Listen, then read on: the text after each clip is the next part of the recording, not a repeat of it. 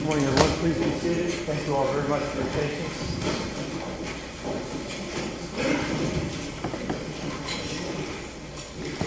Good morning to all of you. For the record, State of Ohio versus Tracie Hunter, case number B1400110. This matter is on the docket today solely for the execution of the sentence imposed by my predecessor, Judge Nadel, on December 5th, 2014, for a jury conviction against Ms. Hunter on count 6 of the indictment, having an unlawful interest in a public contract, a felony of the 4th degree. A judgment entry imposing that sentence is signed by Judge Nadel and is part of the record. Mr. Singleton, Ms. Branch, you represent Ms. Hunter, is that correct? That's correct, Your Honor. Good morning. Yes, Your Honor. Thank you. And Mr. Crosswell, you're here on behalf of the state, is that correct? I am, Your Honor. All right, thank you. Thank you all for being here. I will point out, as most people here know, this is not a sentencing hearing. It is not a resentencing hearing. The sentence has already been imposed by Judge Nadel on December 5th, 2014. My job is solely to follow the law, abide by the rule of law, and execute the imposed sentence. But before we get to that, there are two things. First of all, I have in my hand a letter, which I've not shared with counsel because obviously everything needs to be on the record. It was hand-delivered to me moments ago from the Hamilton County Prosecutor, Joe Dieters. I will read it for the record. Dear Honorable Patrick Dinkelhofer, you and I have known each other professionally and personally for almost 40 years. Today you are going to impose the sentence Judge Norbert Nadel gave former Judge Tracie Hunter after she was indicted by a grand jury, convicted by a petit jury, and upheld by every court in Ohio. It was also reviewed by the Federal District Court and the Sixth Circuit Court of Appeals and upheld. She has not once shown remorse.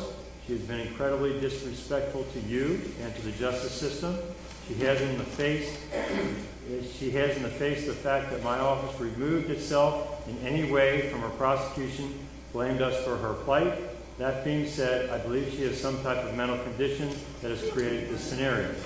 Although we are not the prosecutors in this particular case, I ask as a friend of the court to consider an evaluation of her prior to imposing Judge Nadel's sentence. I have nothing but the greatest respect for you as a judge, and more importantly as a person. I know in my heart that you will do what you believe is just. I've known you too long to believe otherwise. But she has basically lost everything professionally. A review of her stability to serve jail time hurts no one and may in some way aid in your decision to impose the sentence. Signed by Joseph T. Dieters. Any comment on that, Mr. Crosswell, first of all, sir?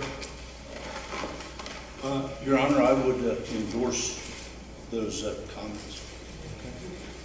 Thank you, sir. Mr. Singleton? Oh, yes, I want to be heard on this. Okay. Judge, I can't believe that Joe Dieters would ask for her to be evaluated. In the letter, there's reference to her not showing remorse. Here's why there's not remorse. First of all, Mr. Singleton, with all due respect, I'll certainly give you a chance to say anything you'd like. I'm just talking about whether or not you believe this is something appropriate for me to do. No, Okay. absolutely not. I appreciate that. Absolutely not. And if I could just say more, I'd like to.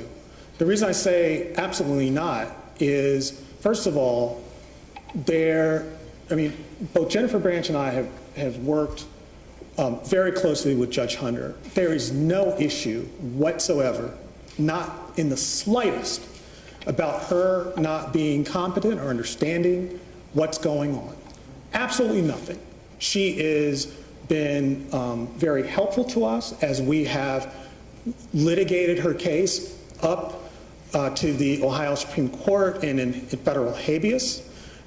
So that's number one. Number two, with regard to the issue in Prosecutor Dieters' letter about remorse, the reason why there's not remorse is because she didn't violate this statute. I know that there's a conviction. I understand what the courts have said about it. But under the plain language of this statute, she is not guilty of securing the authorization of employment, period. And we plan to file a motion to dismiss. I would ask the court not to impose sentence today, to give us a chance to do that. I would ask alternatively that the court not impose or execute the sentence today, because we are still on appeal of the habeas denial in federal court. And we would ask the court to stay execution of sentence until we finally resolve that issue. This case is, as you know, has been pending for quite some time, and Judge Hunter has been out the entire time that the appeals have run and the habeas has run. And let me just say a word about what she's gone through, because I think that gets lost sight of. Every day for the past 5 years almost, Judge Hunter has gotten up each morning not knowing whether that was going to be the day that she was going to have to go to jail. I know by talking with her, by observing her, the impact that that has had on her life. We believe it would be profoundly unjust and unfair and a waste of taxpayer dollars to incarcerate her for 1 minute in the jail. We believe it would be profoundly unfair and unjust and a waste of taxpayer resources to put her on probation. What we'd ask the court to do is just end this today. End this today. But not incarcerate her, particularly given that we're going to be filing this motion to dismiss. We'd ask the court for a continuance for us to be able to address that.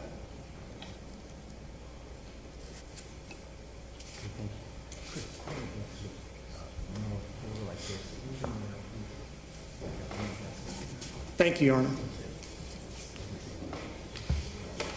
Thank you, Mr. Singleton. Your Honor, if I might. I'm sorry, Ms. Croswell. Ms. Branson, do you want to say anything in regards to Mr. Dieter's letter?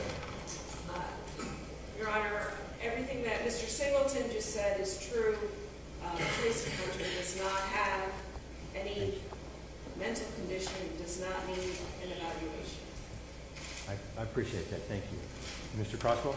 Your Honor, if I might, simply in response to the letter, Mr. Singleton indicated that he did not believe, or that he did believe that Ms. Hunter was competent to stand trial. I would agree with that.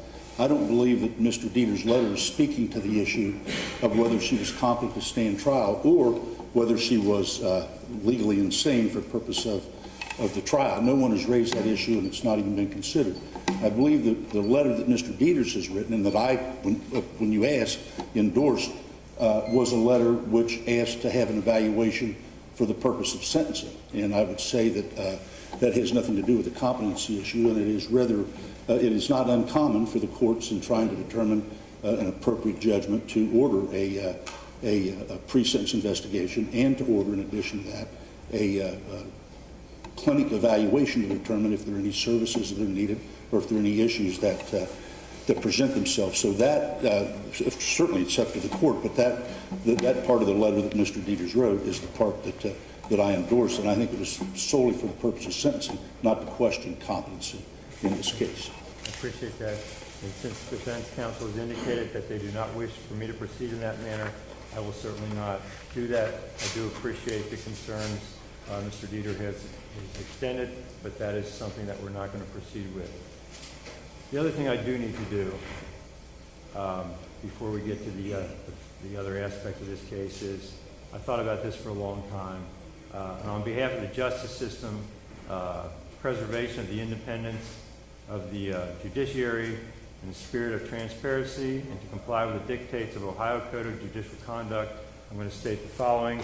In no way, shape, or form is this to be held in any way against Ms. Hunter, but I want to point out for the last several weeks, I have received at my home at my home, not here in the courthouse, at my home. 45 postcards from people, some of them signed, a few, some of them with return addresses, a few, but most of them anonymous. So when my wife got the mail, she looks at them, of course. She becomes concerned. I'm not going to read them all, obviously, but again, in complying with what I think is law, and so no other judge should go through what I've gone through with these Facebook postings by certain people and whatever, okay? I'm just going to put a couple of these on the record. 7 of them start off with, I am a registered voter, okay? What is that supposed to mean? Well, whatever. I'm a registered voter, and I believe all charges should be dropped against Judge Tracie Hunter. I'm a registered voter who stands and support Judge Tracie Hunter. Drop all charges against Ms. Hunter and exonerate her now. Dear Judge Dinklager, please exonerate Judge Hunter of the charge she was falsely accused of. I'm a registered voter in Hamilton County. Judge Dinklager, exonerate Judge Hunter now. Drop all charges, restore her good name. I am a taxpayer and a registered voter. I'm a registered voter. Please let Tracie Hunter. She is innocent of all charges. As a concerned citizen and a registered voter, I urge you to exonerate Judge Tracie Hunter now. I'm a registered voter in Ohio, and I'm asking that you release Tracie Hunter of all charges. Exonerate Judge Tracie Hunter now. Judge Dinklager, Judge Tracie Hunter needs to be exonerated now. Do not delay. Cincinnati needs her to be restored right away. Hello, Judge Dinklager.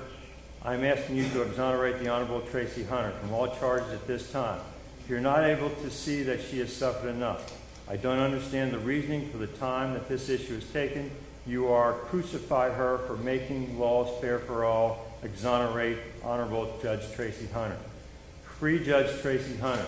Would you like to be the judge that goes down in history trying to destroy someone who is doing the right thing, who is elected to serve public, especially juvenile court? Exonerate now. In the midst of this turmoil due to the injustice towards Judge Hunter, it is hoped that you who are so determined to jail her to exonerate this lady. The city is going to change according to the jail outcome. Dear sir, I do not know your religious preference, but just as the good Lord gave you a favor and spared your life as well as keeping you from incarceration when you killed that African-American woman on Central Parkway, thank you very much, please do something with Judge Hunter. You are a fraud. Thank you for your time. Hamilton County taxpayer. Judge Dinklager, we demand you drop the charges of Judge Tracie Hunter. Do it now. Exonerate Judge Tracie Hunter now. Economic boycott of Cincinnati until Judge Hunter is exonerated now. Judge Dinklager, bring back justice for Judge Tracie Hunter. Black judges matter. She made an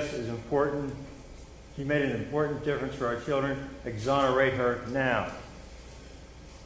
Dear Honorable Dinklager, remember you killed someone and your privilege got you off. No, I do. This came to my house, okay? See, well, you could make things right by taking your foot off the neck of former Judge Hunter, a holy woman. They are bogus claims, a bogus charge for which he is convicted. How is it you get 0 jail time, no consequence for killing someone, and Pastor Hunter loses her good name and does jail time? God bless America, Hamilton County taxpayer. And the last one I'll read. Honorable Judge Dinklager, boy, that is used. Perhaps perhaps do one good thing before you meet the Maker in the sky. Since you are a killer, maybe doing something right for points will help your eternal judgment. Exonerate Pastor Hunter and former Judge Tracie Hunter. I know you will not, but you will not be able to tell your white Jesus that you were not asked. Sincerely, Cincinnati taxpayer.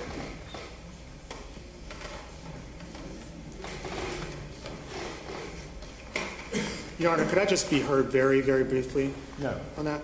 Having said that, I now refer to Rule 2.4 of the Ohio Code of Judicial Conduct, external influences on judicial conduct. A judge shall not be swayed by public clamor or fear of criticism. B, a judge shall not permit family, social, political, financial, or other interests or relationships to influences the judge's conduct or judgment. And C, a judge shall not convey or permit others to convey the impression that any person or organization is in the position to influence the judge.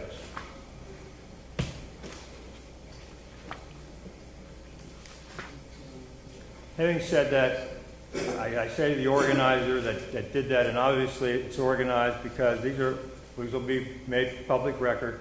Every one of them has a label addressed to Judge Dinkelhocker at my house. The stamps are all the same. So somebody organized that for whatever reason. But I just hope no judge ever has to go through that, but be that as it may. We'll move on. I will point out that I will say to the organizer and some of the people that wrote those postcards, I don't think some of them were very Christian, but that's the way it goes. I will say to them, though, if the attempt was to intimidate me in any way, that has flat out failed. Okay? I will never, ever, ever bow to that type of pressure, veiled threats, vicious comments, lies about me, or anything else. I've been a judge for 28 years, and for the first time that I do something because somebody has threatened me or pressured me to do something, is the last time I do it, because I'll never be a judge. I don't want to be a judge anymore. I will not violate my oath. Having said that, I do need to point out that Pastor Peterson Mingo, Councilman Christopher Smitherman, the Black Lawyers Association, the Southern Christian Leadership Conference, is signed by Edith Thrower, who I know is a very good person, and Mayor Cranley, have all written what I believe are appropriate letters to me that I have read, and I will attach what significance I can, but I wanted to put on the record that they did it appropriately and did send me letters which I have read. With that, then, we are now at the aspect of the execution of sentence. Again, they're not a hearing sentence, and I'm not even sure if it's necessary, but in the spirit of allowing everything to be done properly and in making sure the due process of Ms. Hunter is taken care of, Ms. Branch or Mr. Singleton, did you want to say anything at this point? I do, Your Honor, and this perhaps might not be necessary, but the reason I popped up to respond as I was listening to those postcards was that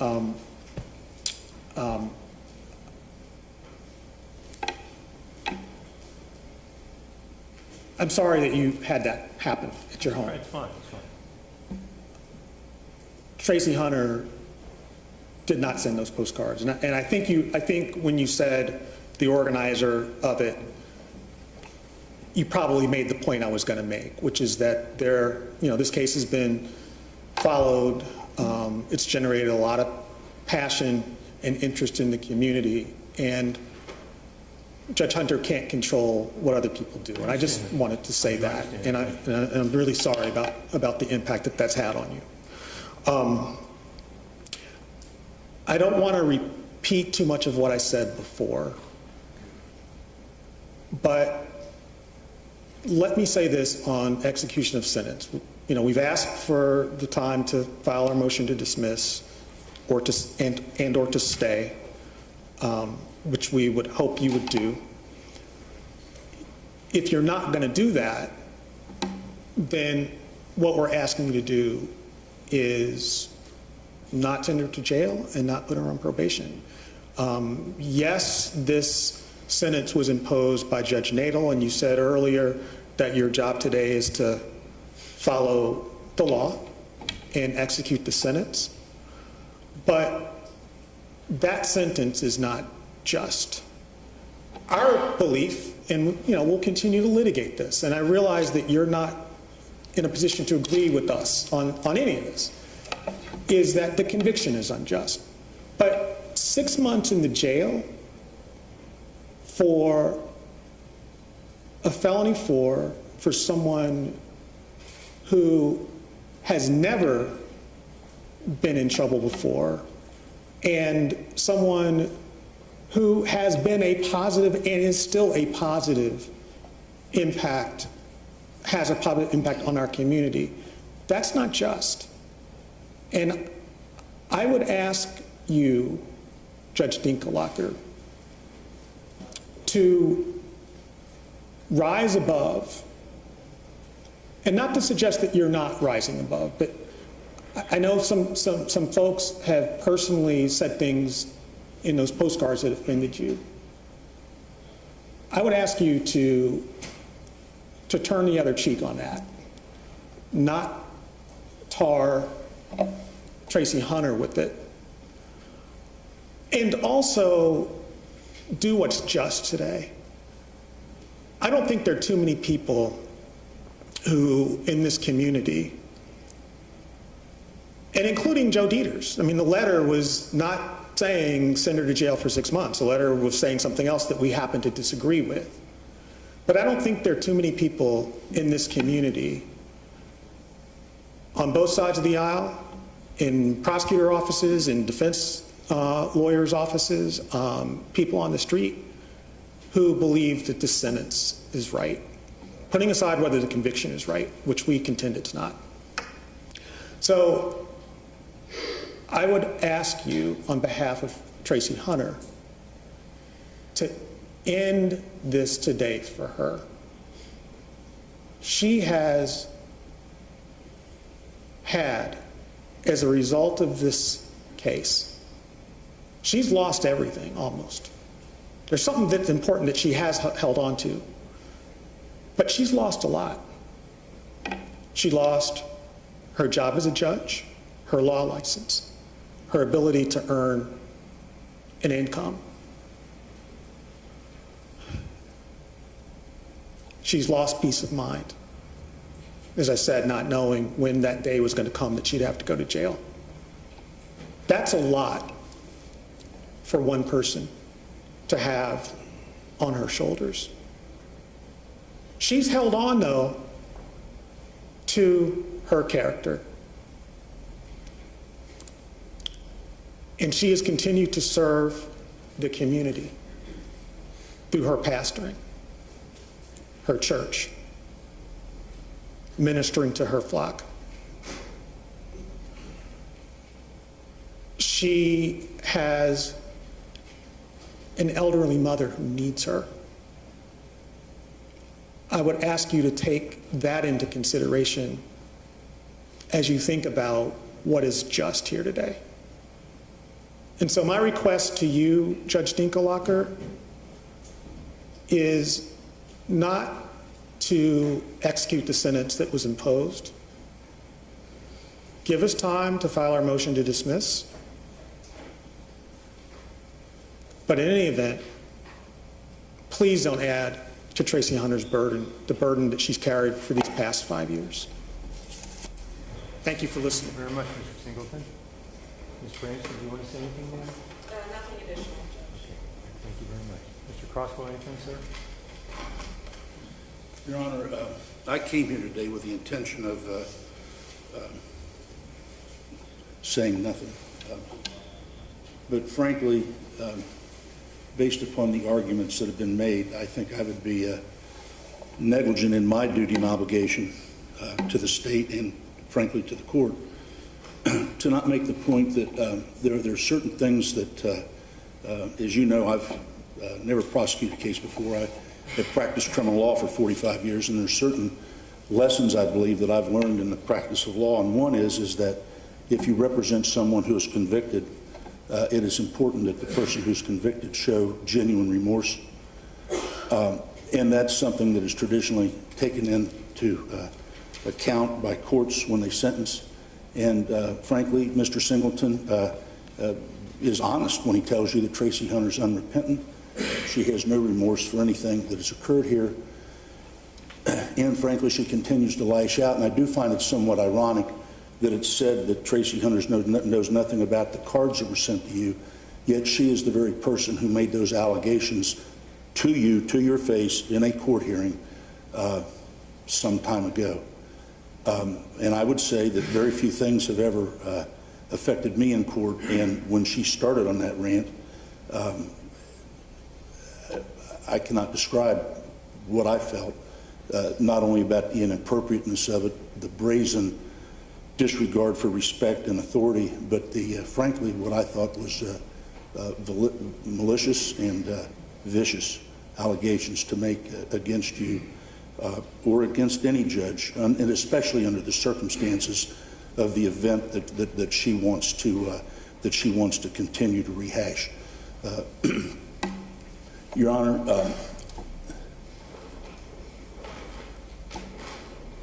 it's ironic also that when Mr. Dieters wrote the letter asking you to at least order a mental health evaluation, and I endorsed it. I said, well, that's fine with me.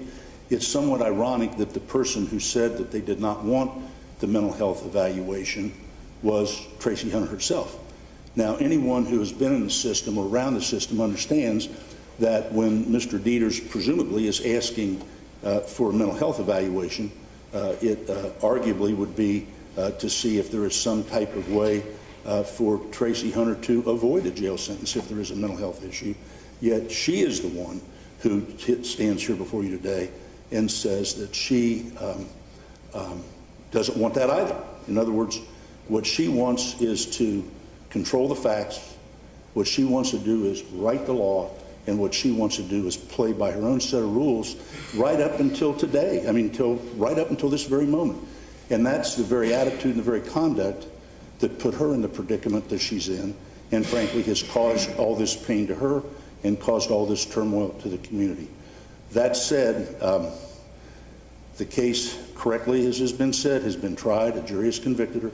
It's been through the First District Court of Appeals. It's been through the Federal District Court, and the convictions have been affirmed at all times. She stands convicted.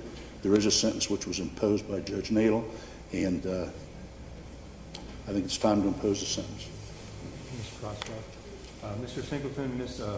Branch, if Ms. Hunter would like to say something, obviously she's more than welcome to say something at this point. It's up to you all.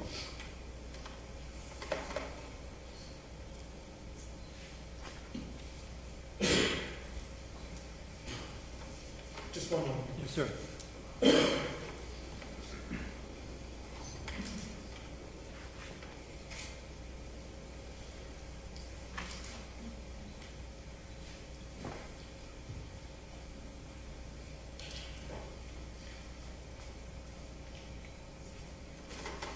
Nothing further. All right, thank you. I intend in performing my duties as a judge and to assure complete and full due process has been afforded to Ms. Hunter, as it is to every defendant in this courtroom.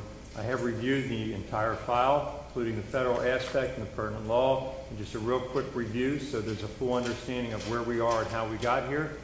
This obviously was an investigation of things that allegedly were done improperly by Ms. Hunter in juvenile court. A special prosecutor was appointed by the Common Pleas Court. They did an investigation. Matters were submitted to the grand jury. The grand jury returned a multi-count indictment. There was a jury trial conducted by Judge Nadel. 12 jurors, 12 peers of Ms. Hunter, found her guilty of one count of having an unlawful interest in a public contract, which was signed by all 12 jurors. The sentence was imposed by Judge Nadel on December 5th, 2014. He imposed that sentence, Judge Nadel ordered Ms. Hunter to come to the Justice Center on the 29th of December 2014 to begin the sentence. That was stayed by our First District Court of Appeals. On January 15, 2016, in a 3-0 decision, the First District Court of Appeals affirmed the trial court, found that Ms. Hunter had received a fair trial. The Ohio Supreme Court, in an entry dated May 18, 2016, and I quote, declines to accept jurisdiction pursuant to Supreme Court Practice Rule 7.08b4. In other words, there was not enough there for the Ohio Supreme Court to even review the case. They didn't take it in. They lifted their stay. They said, go ahead, court, proceed with the execution of the sentence. The defendant then appealed, filed a habeas corpus in the federal court. Judge Black then stayed the execution of the sentence. After that, Federal Magistrate Judge Karen Likovitz reviewed the case. On May 9, 2017, she submitted a report and recommendation to Judge Black recommending that Hunter's petition for writ of habeas corpus be denied with prejudice. The defendant objected to that report, and on May 29, 2019, 2 years later, Judge Timothy S. Black, the United States District Judge, issued a decision. I think it is appropriate at this point to just, I've read it, just share for the record a couple things. On page 2, and I quote, early in these proceedings, Hunter's attorney stated, quote, regardless of whether this federal court ultimately agrees with Judge Hunter on the merits of her claims, this case presents an opportunity for the federal court to restore lost confidence in the justice system by giving Judge Hunter a fair opportunity to be heard in federal court, a venue that the community trusts as being above local politics before she is put in jail. Judge Black then says this federal court now discharges that duty with this decision. He goes on further on page 22 to say, the last paragraph, nevertheless, in summary as to this objection, the evidence at trial that Hunter had delivered to her brother documents to which he was not entitled for the purpose of protecting his employment as a juvenile correction officer at the Hamilton County Youth Center, as well as the testimony regarding Hunter's additional conduct intervening on her brother's behalf, and I quote, strongly supports the jury's verdict that Hunter was guilty of having an unlawful interest in a public contract. That's the federal judge saying this. The federal judge goes on further to say this strong evidence, I quote, strong evidence supporting the jury's verdict on count 6 undermines petitioner's claim that the verdict was a result of the inflammatory and prejudicial effect of remarks made by the special prosecutor during closing argument. On page 25, the federal judge, Judge Black, then says, conclusion, number 1, the report and recommendation is adopted in its entirety. That is Magistrate Likovitz. Number 2, petitioner's objections and respondent's objections are overruled. Skip 3, 4, petitioner's petition for writ of habeas corpus pursuant to 28 U.S.C. section 2254 is denied with prejudice and dismissed. Goes on in paragraph 7, the court's prior order granting petitioner's emergency motion for stay of execution of sentence is hereby set aside and vacated. And 8, the court shall enter judgment accordingly, whereupon this case is terminated on the docket of this court, that is the federal court. After that, because she's represented by very, very good lawyers, the lawyers then went to the Sixth Circuit Court of Appeals, where they filed for a writ of habeas corpus. I'll just read part of on the last page in their order, which was dated July 18, 2019, and I quote, Hunter has not demonstrated she is likely to succeed on the merits of her claim that she was denied a constitutionally fair trial as a result of the improper remarks by the prosecutor. Goes on to say she has not demonstrated she will suffer any additional irreparable harm in the absence of a stay, and the United States Supreme Court has noted, quote, the state's strong interest in enforcing its criminal judgments without due interference from federal courts. The interest of the state and the public in the finality and enforcement of judgments supports the denial of stay pending appeal. Accordingly, the motion for stay pending appeal is denied. That's by the Sixth Circuit Court of Appeals. So with that, I've read it once. I'm not going to go through it again. Just to note, all the state courts have looked at this. Every one of them have said that Ms. Hunter received a fair trial. We went to the federal court. You can shake your head if you like. The federal courts also said she received a fair trial all the way up to the Sixth Circuit Court of Appeals. The only thing left is the Supreme Court, and I doubt that they're going to take it in. They all did their duty, and now it's my turn. To follow my oath, uphold the rule of law. In this case, the law certainly permits it. Judge, I believe Justice, I'm sorry. I'm sorry to interrupt. Just one second.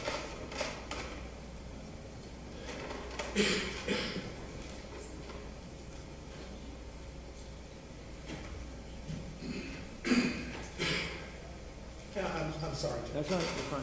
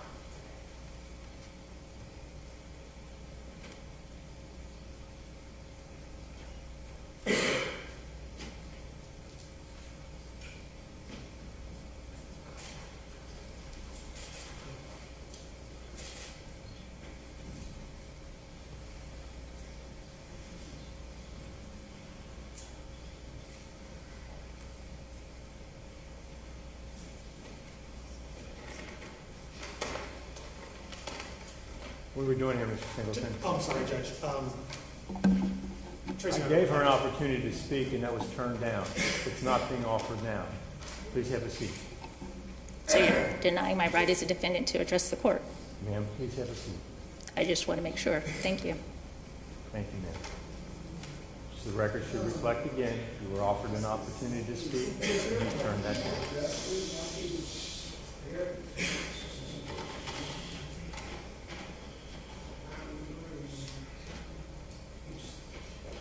Please, everybody's been great. I appreciate that. It is a court of law. Thank you for that. And, as you all heard, she was offered an opportunity and turned that down. So, with that, in this case, I believe the law permits the execution of the sentence, and I know justice gets thrown around a lot, but I think justice demands in this particular case. So the court, Ms. Hunter, orders the execution of the sentence imposed on December 5th, 2014 by Judge Nadel. That is as follows: 1 year community control, that's non-reporting. Since you will be on community control, I will advise you, as I'm required to by law, that if you violate any of the conditions of the community control, come back in front of me. I will sentence you to 18 months, the Ohio Department of Corrections. It is a felony of the 4th degree. The conditions of the community control are real simple, as indicated in the judgment entry by Judge Nadel. Number 1, you pay the cost of these proceedings. Number 2, you are to do not violate any laws. Number 3, you are to do 6 months in the Hamilton County Justice Center, credit 1 day. Mr. and Ms. Deputies can take her away.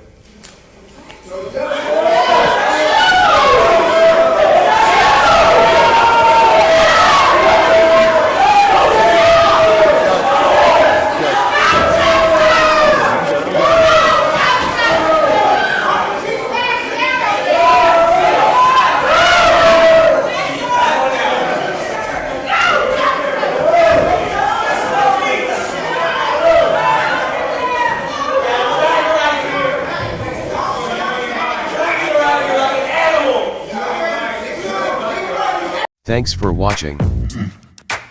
Drop a like, leave a comment, and don't forget to subscribe.